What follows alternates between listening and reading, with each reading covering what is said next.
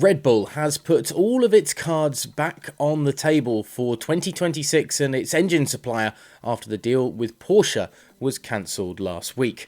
But what are the options for Red Bull Racing looking towards 2026 after Porsche dropped out as a possible partner?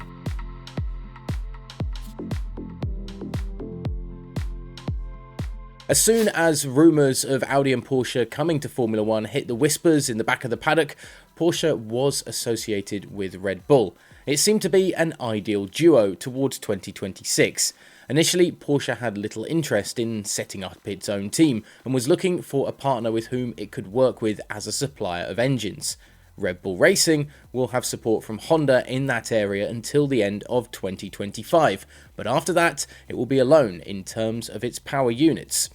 The idea was to enter into a partnership with Porsche from 2026, when the new engine regulations hit and a new era of Formula 1 kicks off. Porsche supplies and helps with the power source, Red Bull take care of the car and the rest of the team. Everything seemed to be going so well, until Porsche's attitude changed. The company wanted to be more than just a supplier of the power source. Porsche wanted to take over 50% of the shares of Red Bull F1.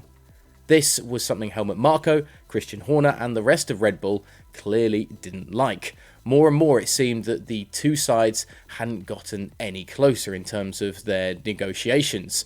These went on for a long time and doubts began to mount.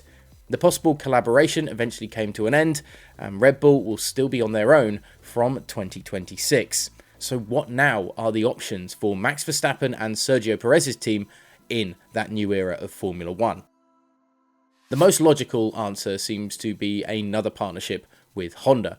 Honda has not been in the foreground since this season and said goodbye to the sport with a championship in 2021. Nevertheless, Honda is still closely involved in building Red Bull powertrains and supplying the engines. Red Bull is also supported by Honda employees, and earlier this year it became clear that the cooperation is so good that both parties wanted to continue in this way until the end of 2025. After that, however, with the new engine regulations and the ambition of the company itself, Honda could make a return to the sport.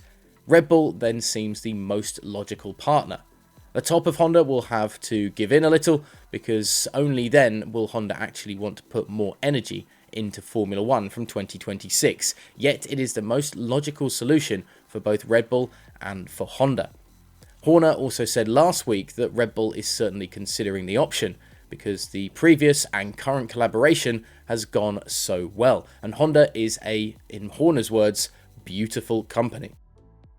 The second option is to fully rely on Red Bull powertrains from 2026. Now, Horner already showed last week that he has full confidence in the current process, that things are moving forward and that Red Bull will be ready from 2026 to make their own power sources and no longer depend on a second party. Now, given the missing deal with Porsche and the uncertainty surrounding Honda before 2026, it's not actually a bad plan, especially because there is not really a logical partner left besides Honda. Audi seems to have already made its choice, while Andretti Racing want to enter Formula 1 with their own team, and no other supplier currently is really interested in strengthening Formula 1 from 2026. Red Bull itself, by rejecting the deal with Porsche, has already made it clear that it wants to be in charge of its own team, and any partner who wants to enter into a collaboration must comply with the supporting role. It's not surprising given the success the team has had in recent years, of course, yet this success has also come from the suppliers of the power sources, Renault in 2010 to 2013 and Honda in 2021. Red Bull then would have to prove on its own from 2026 that it can produce in Formula 1 when it comes to power units without the help of other parties. What also plays a role in this situation regarding the other power unit suppliers will be who will be involved in the sport from 2026. Now, Audi as a possible partner kind of dropped out of the race with Red Bull at the racing weekend in Belgium when they announced that they would be officially joining Formula 1 in 2026, and then a few hours later Alfa Romeo announced that they will be ending their collaboration with Sauber. A collaboration then between Audi and Sauber from 2026 seems a matter of time in that regard.